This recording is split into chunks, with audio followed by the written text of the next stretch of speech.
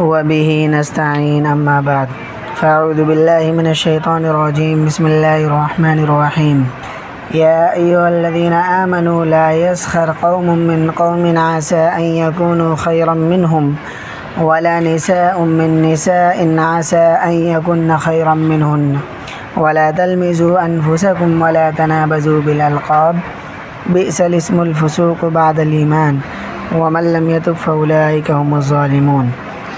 محترم معزز سامعین کرام، اللہ رب العزت نے سورۃ الحجرات میں معاشرتی زندگی سے متعلق بہت اہم ہدایات عطا فرمائی۔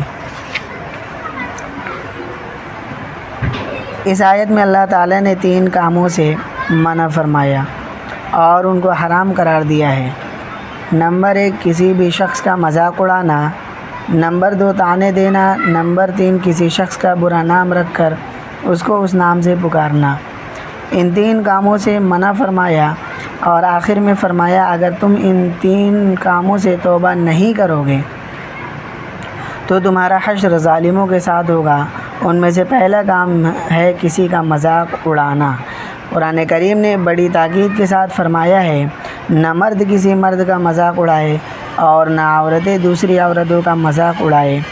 مذاق اڑانے کا مطلب یہ ہے کہ دوسرے کے ساتھ ایسا تمسخر آمیز سلوک کرنا جس سے دوسرے کو اپنی تحقیر محسوس ہو، تذلیل محسوس ہو۔ یہ بڑا سخت گناہ ہے۔ اللہ تعالیٰ نے تمام انسانوں کو ایک باپ کی اولاد بنایا ہے اور سب انسان ایک اللہ کے بندے ہیں، ایک ہی نبی کے امتی ہیں، لہذا کسی کو دوسرے پر کوئی فوقیت حاصل نہیں۔ ہاں، تقوی ایک ایسی چیز ہے جو ایک کو دوسرے پر فوقیت دلانے والی ہے، لہذا کسی کا مذاق اڑا کر اس کی تذلیل کرنا یا اس کی تحقیر کرنا اللہ جل شانہ کو بہت ناپسند ہے، کیونکہ جب کسی کا مذاق اڑایا جاتا ہے تو اس کے 2 سبب ہوتے ہیں۔ ایک سبب مذاق اڑانے کا یہ ہوتا ہے انسان اپنے آپ کو دوسرے سے اونچا سمجھتا ہے، دوسرے سے بڑا اور افضل سمجھتا ہے کہ میں تو اعلیٰ درجے کا آدمی ہوں اور جس کا مذاق اڑا رہا ہے وہ ذلیل اور حقیر آدمی ہے۔ اس سبب سے وہ اس کا مذاق اڑاتا ہے اور یہ اپنے آپ کو بڑا سمجھنا اور اپنی بڑائی دل میں لانا اور اپنے آپ کو دوسرے سے افضل و اعلیٰ سمجھنا یہ بذات خود بہت بڑا گناہ ہے، اس لیے کہ یہ تکبر ہے جس کو بدترین گناہ قرار دیا گیا ہے۔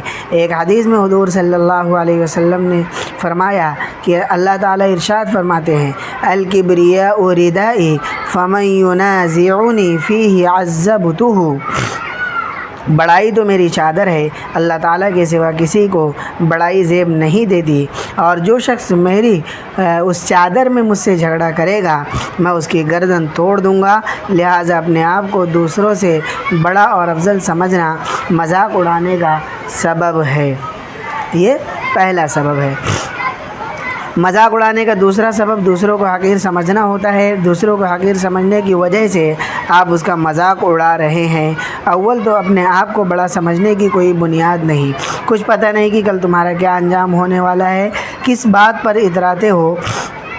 کیا اپنی دولت پر اترا رہے ہو؟ ارے تمہارے پاس جو کچھ ہے وہ اللہ تعالیٰ کی عطا ہے، جب چاہے اللہ تعالیٰ اس کو واپس لے لے۔ آپ نے ایسے بہت سے لوگوں کو دیکھا ہوگا جو دولت میں کھیلتے تھے لیکن جب حالات بدلے تو فقیر ہو کر رہ گئے اور سب کچھ جاتا رہا۔ کیا اپنی صحت اور قوت پر اتراتے ہو؟ ارے یہ صحت اور قوت نہ جانے کتنے دن کی ہے، جب چاہے اللہ تعالیٰ واپس لے لے۔ بیٹھے بیٹھے کسی بیماری کا حملہ ہو جائے اور پھر چلنے پھرنے کے بھی قابل نہ رہو، لہذا کس بات پر اتراتے ہو؟ اترانے کا کوئی موقع نہیں، بلکہ اللہ جل شانہ نے جو نعمت تمہیں عطا کی ہے اس کا شکر ادا کرو کہ اللہ آپ نے اپنے فضل و کرم سے یہ نعمت مجھے عطا فرما دی، اور پھر اس نعمت کا حق ادا کرو اور نعمت کا صحیح مصرف میں استعمال کرو اور اللہ تعالیٰ کی مخلوق کو فائدہ پہنچانے کی کوشش کرو۔ ایسا نہ ہو کہ اس نعمت پر اترا کر اور تکبر میں مبتلا ہو کر دوسروں کی تحقیر شروع کر دو اور دوسروں کا مذاق اڑانا شروع کر دو۔ کس بات پر آدمی اپنے آپ کو بڑا سمجھے؟ دولت پر، عزت پر، شہرت پر، صحت و قوت پر، علم پر، کس چیز پر انسان ناز کرے؟ یہ سب اللہ تعالیٰ کی عطا ہے، جب چاہے واپس لے لے۔ ایک بزرگ غالباً حضرت ذوالنون مصری رحمۃ اللہ علیہ کا واقعہ لکھا ہے کہ ایک مرتبہ آپ راستے سے گزر رہے تھے تو کسی بد خصلت انسان نے حضرت کو برا بھلا کہا۔ اللہ کے نیک بندوں کے دشمن بھی ہوتے ہیں، بدخواہ بھی ہوتے ہیں، اور اس نے حضرت سے کہا کہ تم تو کتے سے بھی بدتر ہو۔ حضرت نے کوئی جواب نہیں دیا۔ ایک مرید نے کہا حضرت یہ شخص آپ کی شان میں اتنی گستاخی کر رہا ہے، آپ کو کتے سے بدتر کہہ رہا ہے، آپ نے اس کی بات کی طرف کوئی التفات نہیں کیا، کوئی توجہ نہیں دی۔ آپ نے فرمایا میں اس کا کیا جواب دوں، اس لیے کہ خود مجھے بھی پتہ نہیں کہ میں واقعتاً کتے سے بدتر ہوں یا نہیں، اس لیے کہ یہ پتہ تو مجھے اس وقت چلے گا جب میں مرنے کے بعد اللہ کی بارگاہ میں پہنچوں گا۔ اگر اللہ تبارک و تعالی نے مجھے بخش دیا اور جنت عطا فرما دی تب تو یہ کہہ سکوں گا کہ واقعی میں کتے سے بہتر ہوں، لیکن جب تک اللہ کی طرف سے بخشش نہیں ہوتی اور جنت کا پروانہ نہیں ملتا بلکہ جہنم کا دھڑکا لگا ہوا ہے، اگر خدا نہ کرے اللہ تعالیٰ مجھے جہنم میں ڈال دے تو پھر میں کتے سے بدتر ہوں گا، اس لیے کہ کتے کے لیے حساب و کتاب نہیں ہے، اس کو جہنم میں بھی نہیں ڈالا جائے گا۔ لہٰذا اگر اللہ تعالیٰ نے مجھے نہ بخشا تو یہ شخص واقعتاً ٹھیک کہہ رہا ہے کہ میں کتے سے بدتر ہوں۔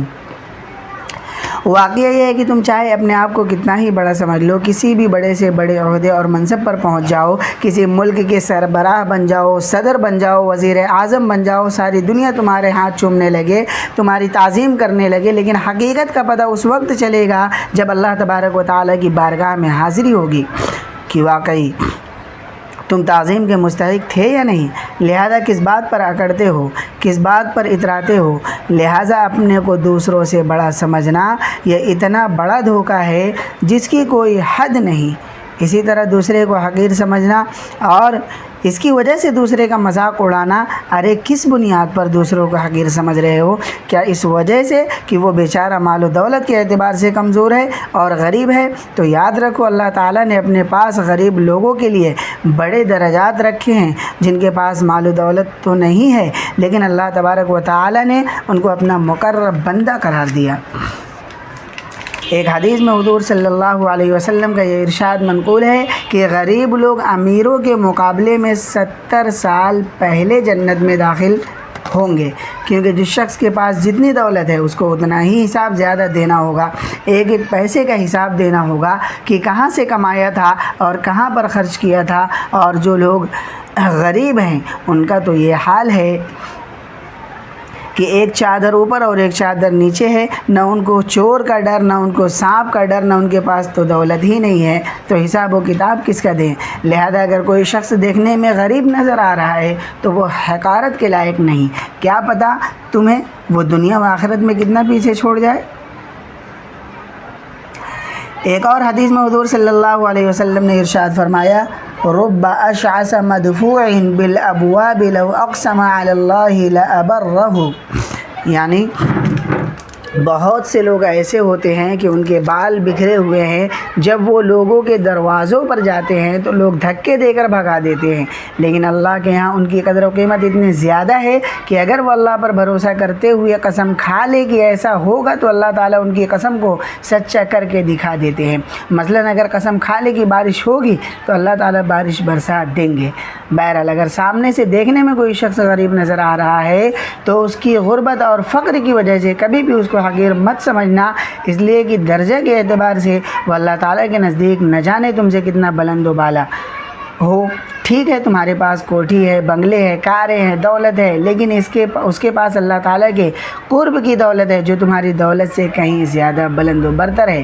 اس لیے اگر کسی کو مالی اعتبار سے کم درجے کا دیکھو تو اس کو حقیر مت جانو، یہاں تک کہ اگر ایک شخص کسی برائی یا کسی گناہ میں مبتلا ہے اس گناہ کو اور اس برائی کو حقیر سمجھو، لیکن اس آدمی کو حقیر نہ جانو، اس لیے کہ اس کا وہ عمل جو تمہیں نظر آ رہا ہے وہ بے شک گناہ ہے، برائی ہے، لیکن تمہیں اس کے اندرونی حالات کا کیا پتہ، ہو سکتا ہے اس کا کوئی عمل ایسا ہو جو اللہ تعالیٰ کے یہاں مقبول ہو جائے اور اس کے گناہ اور اس کی برائی کا کفارہ ہو جائے۔ لہذا اس کی برائی اور گناہ کو بے شک حقیر سمجھو لیکن اس آدمی کو حقیر نہ جانو، اس لیے کسی بھی اعتبار سے کسی بھی انسان کو حقیر سمجھنے کی کوئی گنجائش نہیں ہے۔ اور جب حقیر سمجھنے کی گنجائش نہیں تو مذاق اڑانے کی بھی گنجائش نہیں، اس لیے فرما دیا لا یسخر قوم من قوم، کوئی شخص دوسرے کا مذاق نہ اڑائے، اور آگے یہ بھی فرما دیا عسى ان يكونوا خيرا منهم، کچھ بعید نہیں جس کا مذاق اڑایا جا رہا ہے وہ اللہ تعالیٰ کے ہاں تم سے بدر جہاں بہتر ہو، اور نہ مرد کسی مرد کا مذاق اڑائے اور نہ عورت کسی عورت کا مذاق اڑائے۔ یہاں یہ بھی وضاحت کر دوں کہ یہاں مذاق سے مراد وہ مذاق ہے جس میں دوسرا انسان اپنی ذلت محسوس کرے اور اس مذاق سے اس کی دل شکنی ہو، اس سے اس کا دل ٹوٹے، ایسا مذاق کرنا حرام ہے۔ البتہ دوست احباب آپس کی بے تکلفی میں ہنسی مذاق کر لیتے ہیں جس سے کسی کا دل نہیں دکھتا اور جس سے کسی کی تحقیر اور تذلیل نہیں ہوتی، ایسا مذاق منع نہیں بلکہ جائز ہے، اس لیے کہ اس سے کسی کی تحقیر یا تذلیل مقصود نہیں بلکہ دل خوش کرنا مقصود ہے۔ یہ گناہ نہیں بلکہ جائز ہے جب تک اس مذاق میں جھوٹ شامل نہ ہو۔ خود حضور صلی اللہ علیہ وسلم سے بھی ایسا مذاق کرنا ثابت ہے۔ حدیث شریف میں آتا ہے کہ ایک مرتبہ ایک بوڑھی خاتون نبی صلی اللہ علیہ وسلم کی خدمت میں آئی اور عرض کیا یا اللہ یا رسول اللہ، میرے لیے دعا فرما دے، اللہ تعالیٰ مجھے جنت میں داخل فرما دے۔ آپ نے جواب میں فرمایا کوئی بوڑھی عورت جنت میں نہیں جائے گی۔ یہ سن کر وہ پریشان ہو گئی اور رونے لگی۔ آپ نے پوچھا کیوں روتی ہو؟ اس نے جواب دیا، آپ نے فرمایا بوڑھی عورت جنت میں نہیں جائے گی اور میں تو بوڑھی ہوں۔ آپ نے فرمایا بوڑھی ہونے کی حالت میں جنت میں نہیں جائے گی بلکہ وہ جوان ہو کر جائے گی۔ اب دیکھیے یہ جملہ حضور نے دل لگی کے طور پر اور مذاق کے طور پر اور خوش طبعی کے طور پر ارشاد فرمایا۔ بعد میں وہ خاتون بھی ہنسنے لگی کہ آپ نے کیسی بات فرمائی۔ حضور نے مذاق فرمایا جو بڑا لطیف تھا اور اس میں کوئی جھوٹ بات بھی نہیں تھی، غلط بات بھی نہیں تھی اور تھوڑی دیر کے لیے خوش طبعی بھی ہو گئی، ایسا مذاق جائز ہے۔ روایت میں آتا ہے کہ ایک صاحب آپ کی خدمت میں حاضر ہوئے اور عرض کیا یا رسول اللہ میرے پاس سواری کے لیے کوئی اونٹ نہیں ہے، کوئی ایسا اونٹ دے دے جس پر میں سواری کر سکوں۔ آپ نے اس سے فرمایا کہ تمہیں ایک اونٹ کا بچہ دے دیں۔ وہ صاحب کہنے لگے یا رسول اللہ میں اونٹ کا بچہ لے کر کیا کروں گا، مجھے تو سواری کے لیے اونٹ چاہیے۔ آپ نے فرمایا کہ جو اونٹ میں تمہیں دوں گا وہ بھی تو کسی اونٹ کا بچہ ہی ہوگا۔ آپ نے مذاق کے طور پر یہ بات ارشاد فرمائی اور کتنی لطیف بات فرمائی کہ اس میں کوئی غلط بیانی نہیں ہے، کوئی جھوٹ نہیں ہے، اس کے ذریعے تھوڑی سی دل لگی اور خوش طبعی بھی ہو گئی۔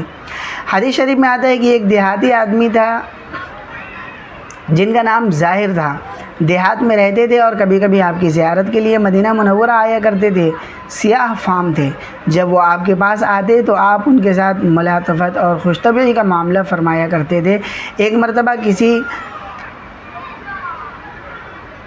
جگہ تشریف لے جا رہے تھے، آپ نے دیکھا کہ سامنے دیہاتی جو ظاہر تھے وہ کھڑے ہیں اور ان کی پشت حضور کی طرف تھی، اس لیے وہ حضور صلی اللہ علیہ وسلم کو نہیں دیکھ رہے تھے۔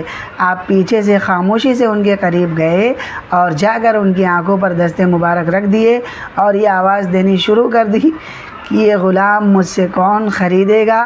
شروع میں وہ گھبرا گئے کہ معلوم نہیں مجھے کس نے پکڑ لیا، لیکن جب آواز پر غور کیا تو پتہ چلا کہ حضور کی آواز ہے اور آپ نے مجھے اس طرح پکڑا ہوا ہے، تو وہ اور زیادہ اپنے جسم کو حضور صلی اللہ علیہ وسلم کے جسم سے متصل کرنے لگے اور فرمانے لگے کہ یا رسول اللہ اگر آپ اس غلام کو بیچیں گے تو اس کی کوئی قیمت نہیں دے گا۔ آپ نے فرمایا لیکن عند اللہ لست بکاسد، یعنی تم تو یہ کہہ رہے ہو کہ میں بے قیمت ہوں لیکن اللہ کے نزدیک تم بے قیمت نہیں ہو، اللہ کے نزدیک تمہاری بہت بڑی قیمت ہے۔ اس طرح کے بہت سے واقعات ہیں جن میں حضور صلی اللہ علیہ وسلم نے صحابہ کرام کے ساتھ اور ازواج مطہرات کے ساتھ پاکیزہ اور لطیف مذاق کیا، جس میں جھوٹ اور دھوکہ نہیں تھا، جس میں کسی کی تحقیر اور تذلیل نہیں تھی۔ ایسا مذاق کرنا جائز ہے، بلکہ اگر کسی کا دل خوش کرنے کے لیے کیا جائے تو موجب اجر و ثواب ہے، اور اگر ایسے مذاق میں یہ نیت کر لی جائے کہ میں حضور صلی اللہ علیہ وسلم کی سنت کی اتباع کر رہا ہوں تو انشاءاللہ اس پر بھی اجر و ثواب ملے گا۔ لہٰذا بے تکلف افراد کے درمیان ایسے مذاق کرنے سے شریعت نے منع نہیں کیا جس سے کسی کا دل نہ ٹوٹے اور جس سے کسی کی تذلیل اور تحقیر نہ ہو۔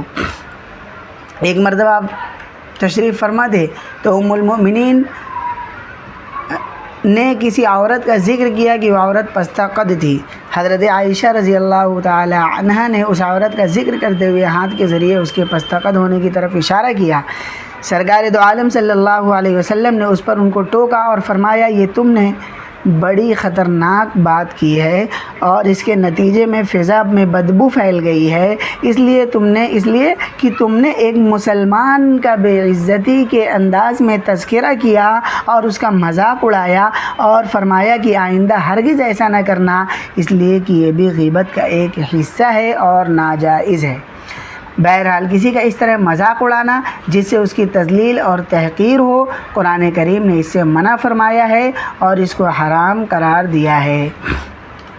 آگے اللہ تعالیٰ نے عورتوں کا الگ ذکر فرمایا، وَلَا نِسَاءٌ مِّن نِّسَاءٍ عَسَىٰ أَن يَكُنَّ خَيْرًا مِّنْهُنَّ، یعنی عورتوں کا مذاق نہ اڑائے، کیونکہ ہو سکتا ہے جن کا مذاق اڑایا جا رہا ہے وہ مذاق اڑانے والی عورتوں سے بہتر ہو۔